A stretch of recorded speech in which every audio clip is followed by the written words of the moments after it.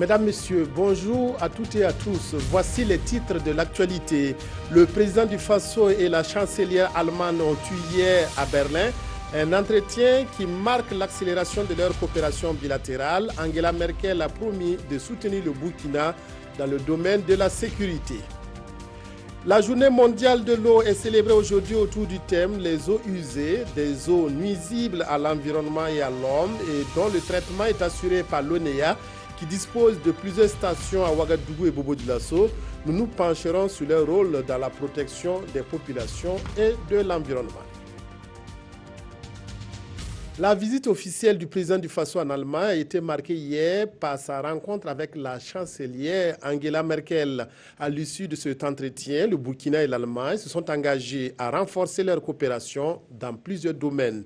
Un accent particulier sera désormais mis sur la coopération sécuritaire, l'Allemagne promettant de soutenir les forces de défense et de sécurité du Burkina et des pays du G5 Sahel. Reportage Roger Kam, Wendata, Nathalie Kaoré.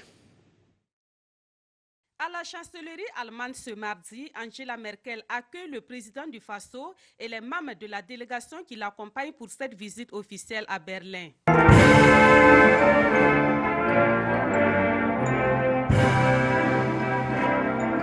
Après les hymnes nationaux des deux pays, le chef de l'État a eu droit à des honneurs militaires.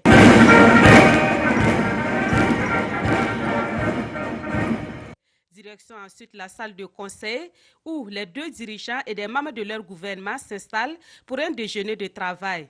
Environ une heure après, place à la conférence de presse au cours de laquelle Roch-Marc Christian Kaboré et Angela Merkel ont donné des précisions sur les domaines privilégiés de la coopération entre le Burkina Faso et l'Allemagne.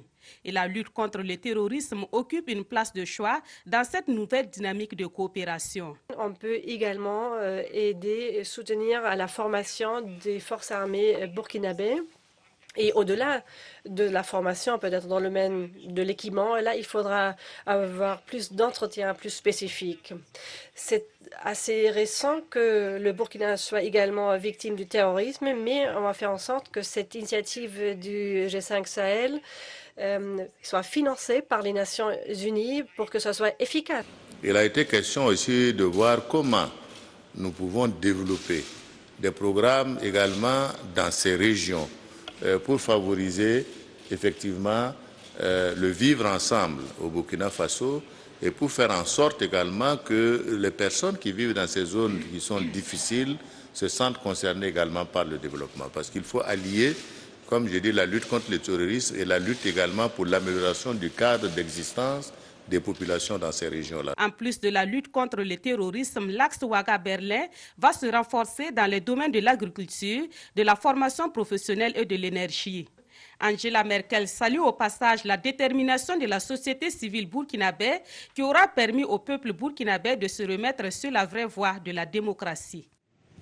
Avant sa visite à Angela Merkel, le président du Faso avait présidé l'ouverture du Forum économique de Berlin pour l'Afrique. Le message livré à cette occasion était destiné à rassurer les investisseurs étrangers à venir en Afrique, un continent qui détient un marché promoteur et qui se présente comme celui de l'avenir. Reportage de nos envoyés spéciaux Roger Kam, Wendata, Nathalie Kaoré. L'Afrique ne doit plus être vue comme un continent à problème, mais un continent qui offre de belles opportunités pour des investissements rentables, aussi bien pour les pays africains que pour les pays des investisseurs. C'est le principal message qui est passé à ce troisième forum économique germano-africain. Les investissements faits jusque-là en Afrique donnent des motifs de satisfaction et mieux, les plans de développement élaborés par les différents pays africains devraient davantage attirer des hommes d'affaires étrangers. Et le président du Faso l'a relevé à l'ouverture de ce forum. Comme le Burkina Faso, de nombreux pays africains sont en pleine mutation et ont engagé de profondes réformes politiques, institutionnelles et économiques avec la ferme conviction que, soutenus par un partenariat public et privé, bien compris avec le reste du monde, l'Afrique, au regard de ses nombreuses potentialités humaines, culturelles, économiques, minières, dont elle dispose, peut assurer son développement. C'est pourquoi il faut encore saluer la tenue de rencontres comme ce forum, qui nous offre l'opportunité de forger et de consolider ce type de partenariat mutuellement bénéfique. À cet effet, le président du Faso invite les entreprises allemandes dont le savoir-faire est reconnu à être davantage des partenaires et des acteurs de premier plan pour une Afrique émergente. Coopération bilatérale toujours, le président de l'Assemblée nationale française, Claude Barthelone, est en visite au Burkina. Ce matin, parlementaires français et burkinabés se sont retrouvés en séance de travail et les discussions ont porté sur le renforcement de la coopération parlementaire entre les deux pays. Panwadrogo, Jean Zongo, Vincent Kendrebeogo. Le président de l'Assemblée nationale française est arrivé ce matin à Ouagadougou aux environs de 10 heures. Il est accueilli par le premier vice-président de l'Assemblée nationale burkinabé, Benewende Sankara. C'est une visite d'amitié et de travail que Claude Barthelone et sa délégation effectuent à Ouagadougou avec leurs homologues burkinabés sur fond de coopération parlementaire entre les deux pays. Ce moment va nous permettre à la fois de renforcer les relations qui existent entre nos deux assemblées. Nous avons des échanges réguliers pour permettre de renforcer la démocratie en étant aux côtés de l'Assemblée burkinabé pour former un certain nombre de fonctionnaires, les amener à se familiariser avec les différentes procédures administratives.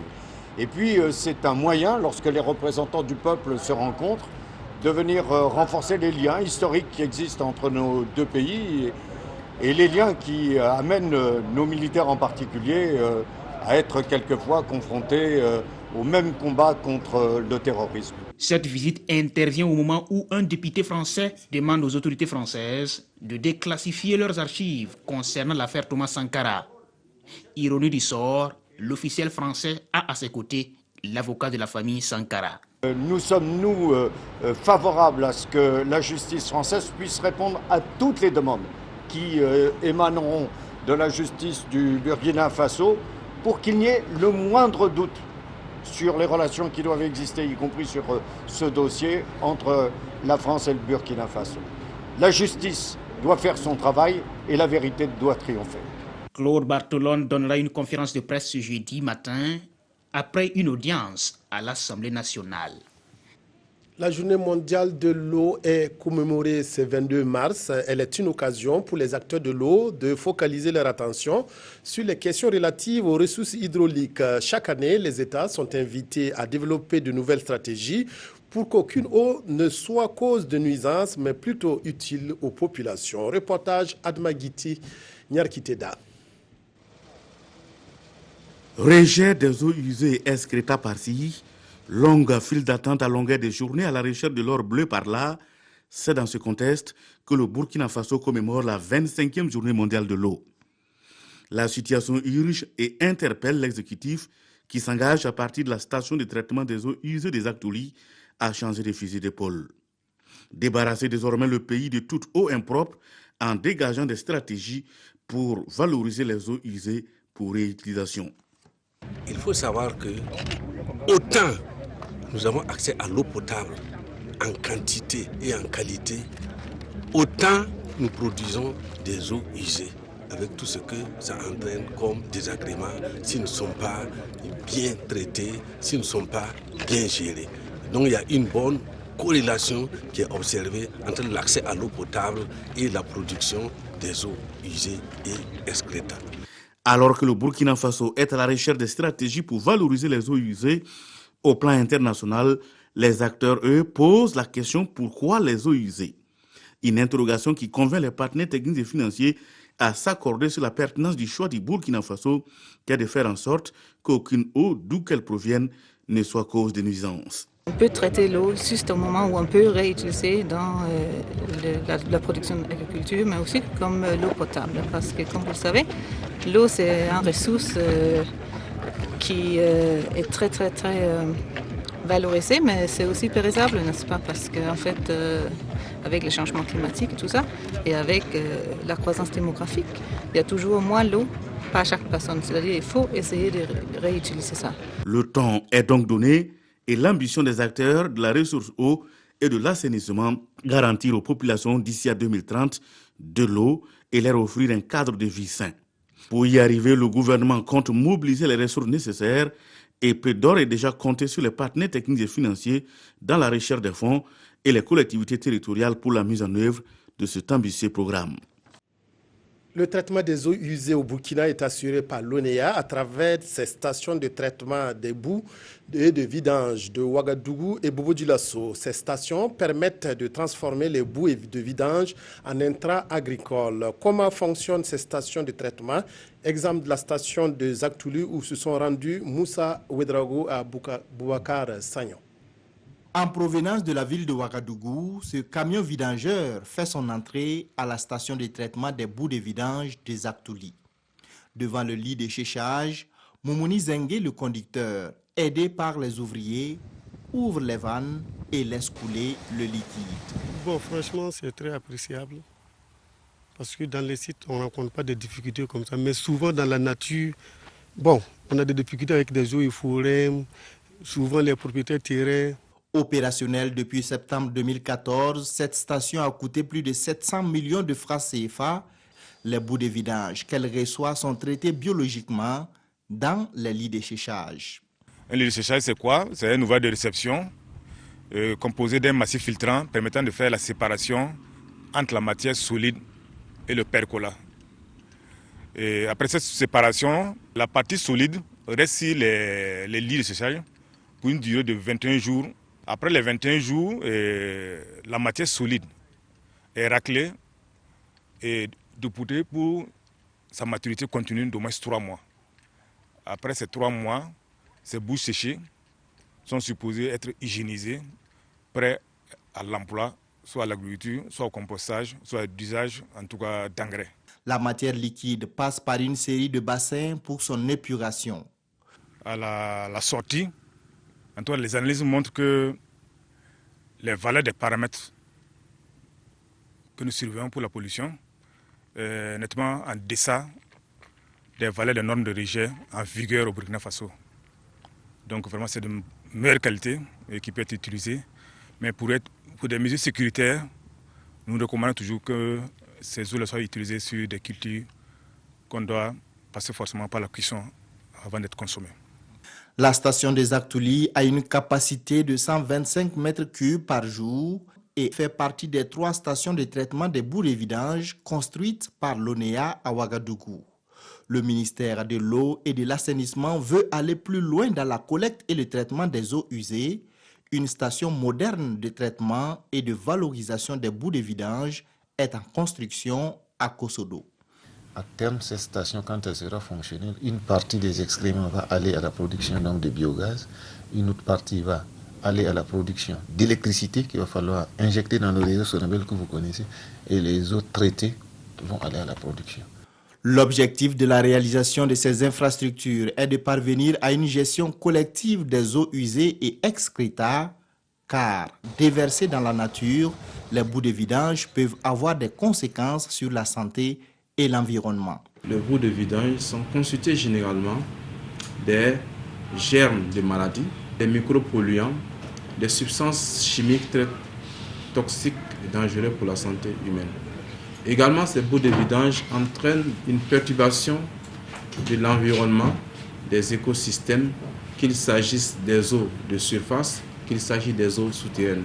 L'ONEA ambitionne construire dans les années à venir une autre station de traitement des boues de vidange à Ouagadougou, mais aussi dans les villes de Koudougou, Fada, Banfora et Waïgouya. Dans le cadre de ces rencontres périodiques avec les agents de son département, le ministre de la Communication a échangé ce matin avec les travailleurs de la RTB.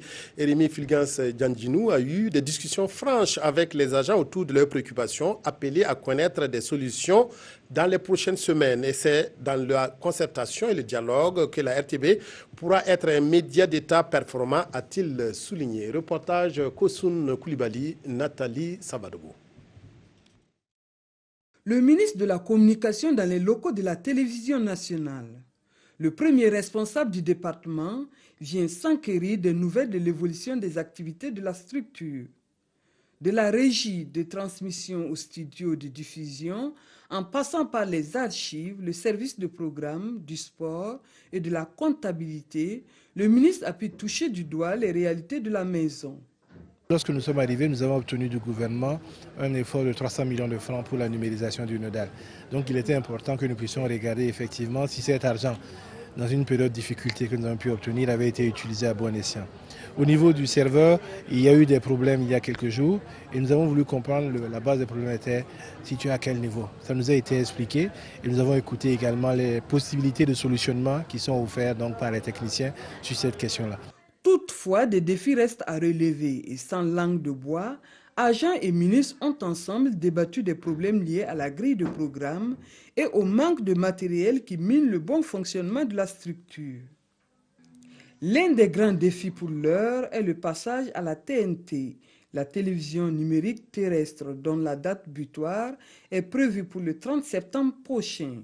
L'autre défi étant la mutation de la RTB en société d'État. Nous avons eu un mouvement de grève assez long et assez dur qui aboutit donc à la signature d'un protocole d'accord en différents points.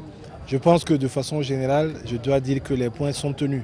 Nous avons d'ailleurs rencontré courant début mars donc le syndicat, le Synatic. Nous avons fait ensemble le point d'évolution de la mise en œuvre. Certaines mesures sont déjà appliquées, c'est le cas notamment du décret sur le code vestimentaire. Certains sont au niveau du ministère des Finances pour validation. C'est le cas par exemple de l'arrêté conjoint sur les frais de production. Certains ont commencé à être mis en œuvre en ce qui concerne notamment les personnes qui avaient des soucis avec leur retraite parce qu'ils n'avaient pas cotisé suffisamment. Et ces conventions sont en train d'être signées. Je pense que l'élément qui nous reste à mettre en œuvre, mais on a jusqu'à la fin du semestre pour le faire, c'est l'étude sur le passage à la société d'État. Donc les commissions ont travaillé, ils ont défini les thèmes de référence et les entreprises chargées de faire ces études-là vont être choisies. Elles produiront donc les résultats et ensuite les différents acteurs, Minefid, commerce, communication et syndicats choisiront donc la voie la meilleure pour aller vers la société d'État. Du reste, le ministre a tenu à féliciter tous les agents pour le travail abattu tous les jours et les a interpellés à redoubler d'efforts pour une culture du résultat de l'excellence. Un projet fait d'une pierre deux coups. Le projet intégré de protection de l'enfant et de renforcement familial et communautaire a été lancé par l'ONG Save the Children. Ce projet vise à soutenir les enfants marginalisés et rejetés ou souvent abandonnés. Il s'agit de les aider à s'intégrer dans leur famille ou dans leur communauté. Reportage Adama Giti, Zalissa Sanfo. Des enfants dans la rue, dans des galeries, des enfants marginalisés et livrés à eux-mêmes. L'ONG Save Children dit stop à ces statuts qui n'honorent ni ses enfants, ni les parents de ses enfants. Et c'est à travers ce nouveau projet, dénommé projet intégré de protection de l'enfant et le renforcement de l'environnement familial et communautaire, lancé ici aujourd'hui, que Save Children veut sortir ses enfants de ces lieux où ils n'auraient jamais dû être. Il vise d'abord à renforcer le système de protection des enfants et de leurs familles, de renforcer les capacités des enfants, des familles et des communautés pour mieux protéger les enfants des violences et des abus, assurer le relèvement des familles et des enfants les plus défavorisés et marginalisés pour répondre à leurs besoins de base et aussi renforcer les capacités, appuyer les politiques au niveau local, régional et national pour une meilleure prise en compte de la protection sociale sensible aux enfants. Ces travaux vont durer 3 jours. 3 jours pour permettre à ces acteurs de cerner les enjeux du projet et de mieux œuvrer à sa réussite totale. Pendant 2 ans, Save Children avait centré ses efforts dans la résilience des populations face aux catastrophes naturelles. Aujourd'hui, elle se réjouit des résultats engrangés et elle espère qu'avec ce nouveau projet, ce sont des milliers d'enfants et de familles qui retrouveront le sourire. La visite de Marine Le Pen au Tchad est le point chaud de l'actualité internationale traité aujourd'hui par les journaux. D'autres sujets comme la visite du président du Faso en Allemagne et la gouvernance dans les collectivités territoriales intéressent les quotidiens. La revue de presse est signée Aimé Solange Guigma. Intensifier la coopération germano-burkinabé pour un nouveau paradigme du partenariat avec le G20, c'est ce que retiennent Sidouaya et aujourd'hui au Faso de la visite du président Roch Marc Christian Kaboré en Allemagne. Une visite au cours de laquelle le Burkina a été perçu comme un modèle de succès démocratique et de bonne gouvernance en Afrique, indique le quotidien. Au même moment, le groupe municipal de l'UPC dénonce dans l'Observateur Palga la gestion du maire de Ouagadougou. Il trouve qu'il y a des incohérences dans la gestion du budget de la commune, précise le pays. Un budget qui occulte l'emploi, la jeunesse et la femme sous prétexte qu'il manque d'argent. Mais le hic, selon le groupe, c'est que le maire et son cercle restreint ont dépensé 100 millions de francs CFA pour les fêtes de fin d'année, notifie le quotidien. Pour le président du groupe UPC, Jean-Léonard Bouda, le seul intérêt perceptible de ce gaspillage, c'est d'avoir permis à monsieur le maire de danser le zoblazo avec la première dame, souligne ce journal. Pendant ce temps, l'Express du Faso se demande bien qui donc veut saboter le travail de celui de Bobo Dioulasso, au point de susciter des déclarations de celui-ci du genre, je cite, « Nous ne pouvons pas continuer à nous opposer inutilement alors que les chantiers de développement nous attendent. » Ce journal précise que ces déclarations du maire font suite à maintes tentatives par des populations souvent instrumentalisées pour s'opposer à la réalisation de certaines infrastructures dans la commune comme le complexe vente et abattage de volailles et de l'hôpital de référence de Bobo Dioulasso. Mais que vient chercher cette raciste en Afrique, s'étonne et s'interroge le pays à propos de la visite de Marie Le Pen au Tchad. Pour ce journal, elle vient se servir de la misère de l'Afrique pour glaner des voix. Mais d'après Aujourd'hui au Faso, l'égérie de l'extrême droite française cherche stature internationale chez les immigrés. L'observateur Palga pense qu'il faut laisser Marine prendre le soleil car il faudra bien un jour ou l'autre compter avec elle. Qu'on se prépare donc à dîner avec le diable, quitte à se doter de longues fourchettes, conclut l'Obs. Et oui, c'est un proverbe belge. Fin du journal, merci de votre aimable attention. Excellent après-midi à toutes et à tous en compagnie de la RTV.